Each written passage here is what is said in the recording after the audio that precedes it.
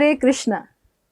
धाम यात्रा विश्वास के पथ पर कार्यक्रम में आप सभी दर्शकों का हार्दिक स्वागत है। धाम यानी वो स्थान जहां भगवान अपने भक्तों संग लीलाएं करते हैं और धाम दर्शन की महिमा ऐसी कि इसके दर्शन से पाप नष्ट होते हैं, तीर्थ मार्ग में सत्संग से ज्ञान मिलता है तथा भगवत भक्ति और आध्यात्मिक चेतना की वृद्धि होती है। इस कार्यक्रम के माध्यम से देश विदेश के सभी श्रद्धालु भक्त घर बैठे बैठे अनेक धामों की मानसिक यात्रा कर भगवान के प्रति प्रेम विकसित कर पाएंगे। हमारा उद्देश्य इन सभी तीर्थों और धामों की महिमा से विश्व को अवगत कराना है, जिससे आप भी इन धामों की यात्रा कर परम आनंद की प्राप्ति कर सकें। नवद्वीप धाम के 9 द्वीप एक कमल पुष्प के समान लगते हैं, जिसकी 8 पंखुड़ियां हैं और मध्य में कर्णिका शोभायमान है। 9 द्वीपों में से 4 द्वीप गंगा नदी के पूर्वी ओर स्थित हैं और 5 द्वीप गंगा जी के पश्चिमी ओर स्थित हैं, जिसमें नवद्वीप धाम की यात्रा करते हुए श्री मध्य द्वीप की यात्रा के अंतर्गत पिछली कड़ी में हमने जाना मध्य द्वीप का महत्व और दर्शन किए नैमिषारण्य और हंस वाहन के। इस कड़ी में मध्य द्वीप के अंतर्गत हम जाएंगे ब्राह्मण पुष्कर, जहां ब्राह्मणों में श्रेष्ठ देवदास ने गौरांग भगवान के चरण कमलों की आराधना करके उनके सुनहरे रूप के दर्शन किए। फिर जाएंगे उच्चहट, जहां निरंतर गौर संकीर्तन करते हुए सारे देवता वास करते हैं। पश्चात जाएंगे पंचवेणी अर्थात महाप्रयाग। इस स्थान पर गंगा नदी की 3 संकरी नदियां भागीरथी, मंदाकिनी व अलकनंदा भगवान की सेवा करने की इच्छा से यमुना और सरस्वती नदियों के साथ मिलती हैं। आइए कार्यक्रम का आरंभ करते हैं और चलते हैं ब्राह्मण पुष्कर, जहां देवदास ने भगवान के दर्शन किए। हरे कृष्ण कृष्ण कृष्ण हरे हरे हरे राम राम राम हरे हरे हरे कृष्ण। हरे कृष्ण। मध्य द्वीप में जो अगले स्थान हम दर्शन करेंगे वो है ब्राह्मण पुष्कर।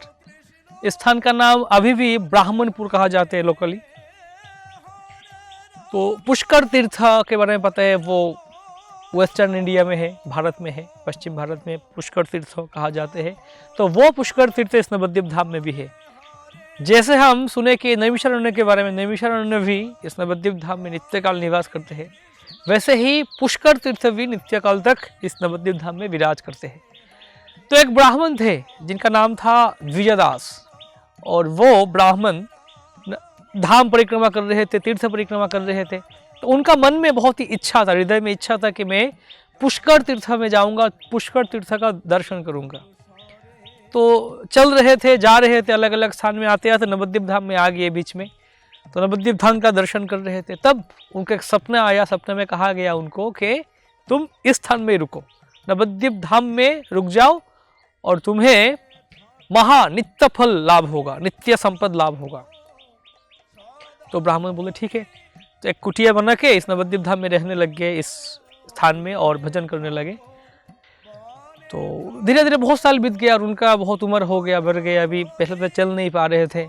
तब उनका मन में दोबारा इच्छा आया कि हाय, मैं तो पुष्कर तीर्थ का दर्शन कर नहीं पाया और लगता है शायद मैं कर भी नहीं पाऊंगा इस जन्म में, क्योंकि मैं चल नहीं पा रहा हूँ, कैसे मैं जा पाऊँ पुष्कर तीर्थ में। तो ऐसे बहुत ही सोच रहे थे, खेद कर रहे थे, मन में अफसोस कर रहे थे। तो उस रात को इस ब्राह्मण का सपने में स्वयं तीर्थराज पुष्कर आ गए थे उनका सपने में, और आके दर्शन दिए और बोले कि हे ब्राह्मण, तुम चिंता मत करो, मैं तुम्हारे प्रति बहुत ही प्रसन्न हूँ। अगले दिन तुम जब स्नान करने जाओगे, तुम्हारा जब घर के सामने जो वो पोखरा है, कुंड है, इस पोखरे में जब तुम स्नान करने जाओगे तब तुम्हें पुष्कर तीर्थ का दर्शन का फल लाभ होगा। तो ये ब्राह्मण अगले दिन बहुत ही खुश हो गए, आनंद में जाके उनका घर के सामने जो पोखरा था, कुंड था, उसमें नहाने लग गए, स्नान करने लग गए। तब अचानक जब स्नान करे, अचानक उनके सामने पूरा पुष्कर तीर्थ का जो दृश्य था उसका सामने आ गया और देखने लगे। जो पुष्कर तीर्थ का दिव्य दर्शन जो था देखने लग गए ये ब्राह्मण।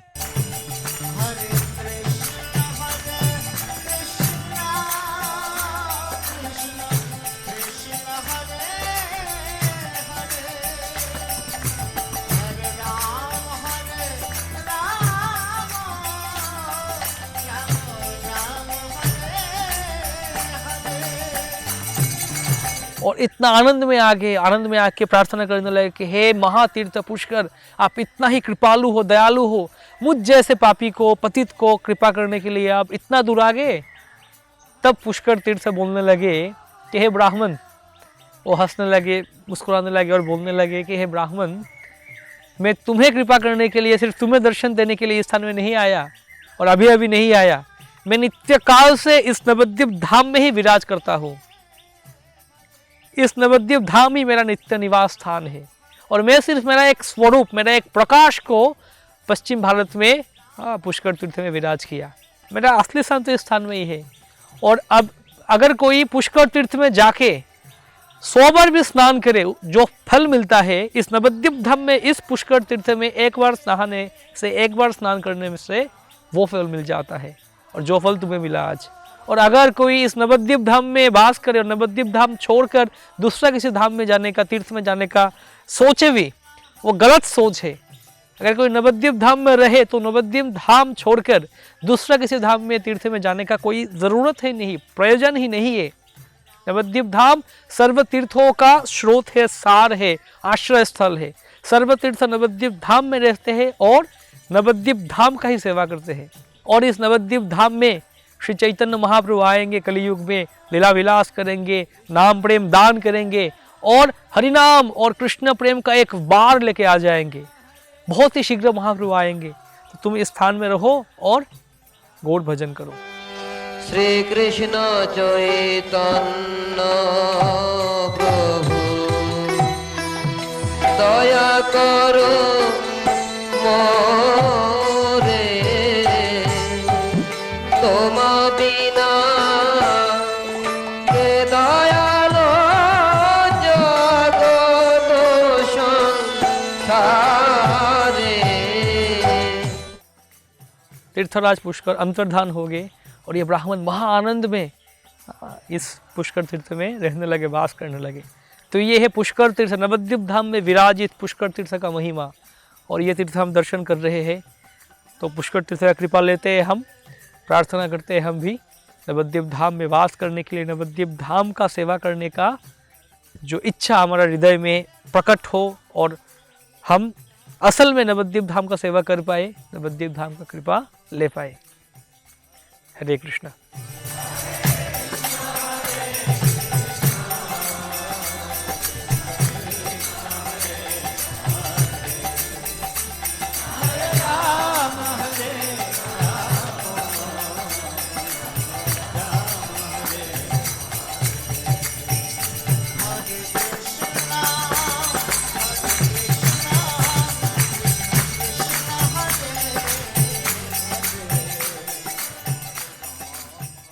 अब हम जाएंगे उच्चहट, जिसे हट्ट डांगा के नाम से भी जानते हैं।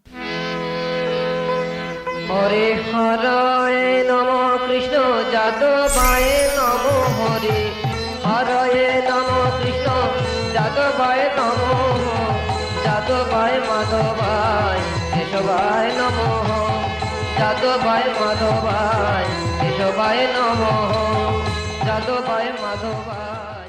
हरे कृष्णा। मध्यद्वीप में जो अगले स्थान हम दर्शन करेंगे वो है उच्चहट्ट या फिर हाथ डांगा। तो ये पुष्कर तीर्थ के दक्षिण में आते हैं और पास ही बगल में ही है। तब नित्यानंद प्रभु जब आए थे इस परिक्रमा में जीव गोस्वामी के साथ, जब इस स्थान में आए तो बोले कि ओ जीव, दर्शन करो ये स्थान उच्चहट्ट या फिर हाथ डांगा। यह स्थान कुरुक्षेत्र ब्रह्मावर्त से अभिन्न है और कुरुक्षेत्र में जितना भी तीर्थ है वो सब इस हाथ डांगा या उच्चहट्ट में निवास करते हैं। कुरुक्षेत्र में बहुत दिन, बहुत साल तक वास करने का जो फल मिलता है, इस उच्चहट्ट में, इस हाटडांगा में एक रात सिर्फ रहने का वही फल मिल जाता है। और इस उच्चहट्ट में देवता, सारे देव आए इस स्थान में, आके उनका निवास स्थान कर दिए और हट्ट खोल दिए। जैसे हम सुने थे नाम हट्ट, नदिया गोद्र में नित्यानंद महाजन पातिया च नाम हट्ट। हट्ट मीन्स बाजार, बाजार खोल दिए नाम का। वैसे देवताओं भी आके इधर एक बाजार खोल दिए हरि नाम का, और रहने लगे और हरि नाम करने लगे, गौरांग महाप्रभु के बारे में चर्चा करने लगे। तो देवता सब अपने आप बीच में बात कर रहे थे। तो एक देवता बोल रहे थे कि ये देखो, ये है कलियुग, ये कलियुग सबसे महत्वपूर्ण, सबसे भाग्यशाली है, क्योंकि इस कलियुग में श्री चैतन्य महाप्रभु अवतरण करेंगे, वो आएंगे और सबको अपना दर्शन देंगे, नाम प्रेम दान करेंगे।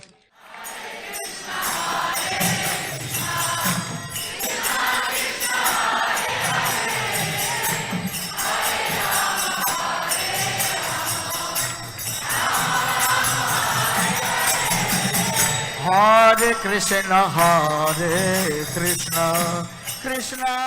दूसरे देवता बोलने लगे, हाँ सच में कलियुग बहुत ही भाग्यशाली है, क्योंकि बाकी कोई भी युग में ऐसे कृपा, ऐसे प्रेम भगवान ने वितरण नहीं किए होंगे। सिर्फ इस कलियुग में ही वैसे कृपा, ऐसे प्रेम सबके प्रति महाप्रभु ने कृपा करेंगे। और कोई देवता बोलने लगे कि इस कलियुग में जो जीव है वो भी बहुत ही महत्वपूर्ण है, क्योंकि उनको हरि नाम सुनाई देगा। और इस नवद्वीप धाम बहुत ही महत्वपूर्ण है। नवद्वीप धाम वासी सब बहुत ही भाग्यशाली है, क्योंकि वो सब श्री चैतन्य महाप्रभु को अपने सामने स्वयं दर्शन करेंगे और महाप्रभु का गौर लीला का आस्वादन करेंगे, उनमें भाग लेंगे। तो दूसरे कोई देवता बोलने लगे कि हम भी ऐसे भाग्यशाली बन सकते हैं, कि हम भी ऐसे महाप्रभु का गौर लीला में भाग ले पाएंगे, दर्शन कर पाएंगे हमारा आंखों के सामने। तब और कोई देवता बोलने लगे, जरूर, अगर महाप्रभु कृपा करेंगे तो फिर हम अवश्य श्री गौरांग महाप्रभु का रूप दर्शन करेंगे, उनका जो लीला दर्शन करेंगे हमारा आंखों के सामने, आंखों के द्वारा। तब सब देवता मिलकर प्रार्थना करने लगे महाप्रभु के प्रति, हे महाप्रभु और देर मत करो, और ज्यादा देर मत करो, आप कृपा कर आप इस नवद्वीप धाम में अवतरण कर लीजिए। तो ये है उच्चहट्ट हाटडांगा का महिमा। अभी भी जो लोकल लोग हैं, रहते हैं इस स्थान में, कभी कभी उनको संकीर्तन का शब्द ध्वनि सुनाई देते हैं इस उच्चहट्ट में, कि अभिन्न कुरुक्षेत्र ब्रह्मावर्त है, अभिन्न ब्रह्मावर्त अभिन्न कुरुक्षेत्र है।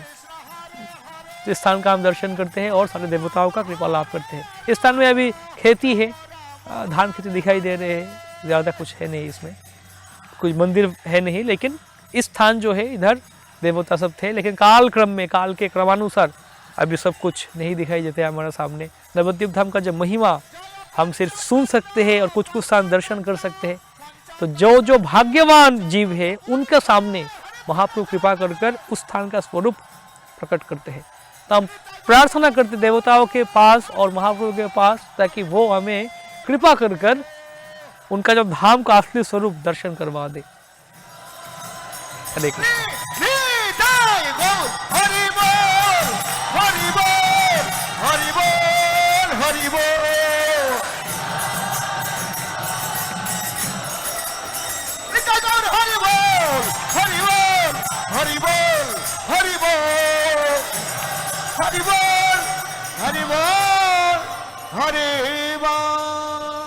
गौर प्रेमानंदे श्री श्री पंचतत्व की, श्री चैतन्य महाप्रभु की।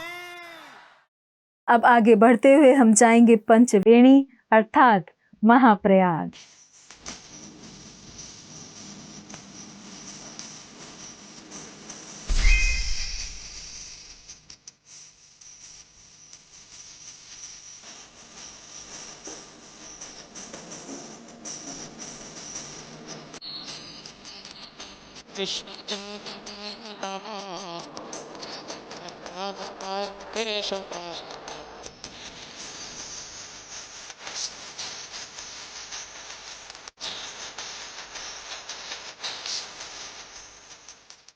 हरे कृष्ण। मध्यद्वीप में आखिरी स्थान हम दर्शन कर रहे हैं अभी पंचवेनी। नित्यानंद प्रभु जीव गोस्वामी के साथ परिक्रमा में मध्यद्वीप दर्शन करने के बाद जाते हैं कोलोद्वीप में। हम भी जाएंगे उस तरफ। तो कोलोद्वीप जाने के पहले ये स्थान आते हैं और बहुत आसानी से हम देख सकते हैं ये स्थान जो गौरांग सेतु है, गंगा के ऊपर गौरांग सेतु, उसके सिर्फ नीचे ही है। तो पंचवेनी मतलब या फिर पंचधारा भी कहा जाता है इस स्थान को, जिसका मतलब है संगम। 5 नदियाँ, अलकानंदा, भागीरथी, सरस्वती, गंगा और यमुना, ये 5 नदी एक साथ मिल गई इस स्थान में। तो सरस्वती तो ये गुप्त रूप से लुप्त होकर वो बह रही है इस स्थान में। तो सब बाकी नदी हम देख सकते हैं। ये 5 नदी का संगम स्थल है, पंचवेनी, पंचधारा कहा जाते हैं। और इस स्थान को महाप्रयाग भी कह सकते हैं, कहा जाते हैं। प्रयाग है, हम देख सकते हैं उत्तर भारत में प्रयाग तीर्थ है, तो इस स्थान है महाप्रयाग। और इस स्थान को ब्रह्म सत्र भी कहा जाते हैं। ब्रह्म सत्र क्यों कहा जाते हैं? क्योंकि बहुत सारे ऋषि इस स्थान में आए थे ब्रह्मा जी को साथ लेके, और लाख लाख यज्ञानुष्ठान, यज्ञ संपन्न किए थे इस स्थान में। तो इसलिए स्थान को कहा जाता है ब्रह्म सत्रो। अगर कोई इस स्थान में, इस पंचवेनी में नहाता है, स्नान करते हैं, तो फिर उसको और पुनर्जन्म लेना नहीं पड़ता है। और कहा जाता है अगर कोई प्राण भी छोड़ता है इस स्थान में, तब भी इसको, उस जीव को दोबारा पुनर्जन्म लेने का जरूरत है नहीं। तो अभी इस स्थान में सुंदर एक छोटा सा मंदिर है, कहा जाते हैं गौर भक्त मिलन मेला, गौर निताई विग्रह है। तो परिक्रमा के समय में डिवोटीज, भक्त लोग इस स्थान में आते हैं, हरि कथा करते हैं।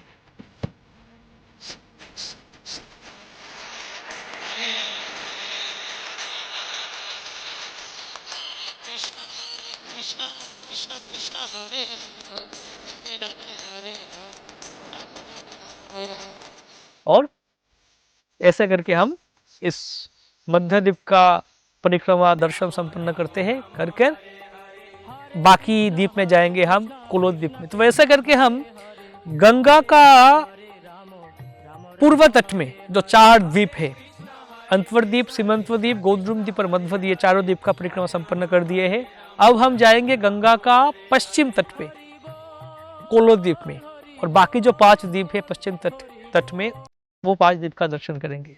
तो हमारे साथ ही रहिए। हरे कृष्ण।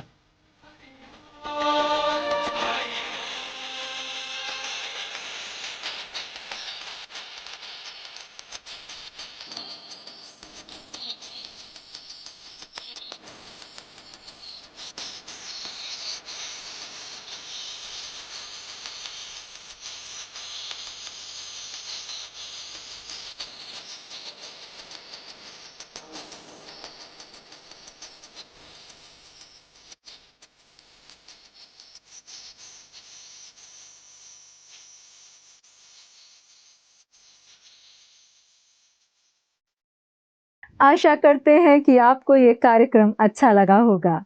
नवद्वीप धाम की यात्रा करते हुए मध्य द्वीप के अंतर्गत इस कड़ी में हमने दर्शन किए ब्राह्मण पुष्कर, फिर उच्चहट तथा पंचवेणी के। नवद्वीप धाम के 9 द्वीपों की यात्रा करते हुए अगली कड़ी में हम प्रवेश करेंगे कोलद्वीप में, और उस कड़ी में जानेंगे कोलद्वीप का महत्व। फिर दर्शन करेंगे धामेश्वर महाप्रभु का, जिनकी आराधना महाप्रभु की पत्नी श्रीमती विष्णु प्रिया किया करती थी। फिर दर्शन करेंगे प्रौढ़ माया और वृद्ध शिव का। प्रौढ़ माया जो वृंदावन में पूर्णमासी के नाम से जानी जाती हैं, उनके मंदिर के समीप ही वृद्ध शिव मंदिर भी है। फिर जाएंगे गौड़ीय संप्रदाय के महान आचार्यों में से एक श्री जगन्नाथ दास बाबा जी की समाधि एवं भजन कुटीर पर। आपको धाम यात्रा कार्यक्रम कैसा लगा? अपने सुझाव और प्रतिक्रिया हमसे साझा करें व साथ ही यह भी बताएं कि इस कार्यक्रम में आप और कौन से धामों का दर्शन करना चाहेंगे। धन्यवाद। हरे कृष्णा। ऐसे ही और भक्तिमय कार्यक्रमों के लिए देखिए हरे कृष्णा टेलीविजन, और इसे प्राप्त करने के लिए आप अपने केबल अथवा DTH ऑपरेटर से संपर्क करें तथा और अधिक जानकारी के लिए आज ही डायल करें 7666 839 839।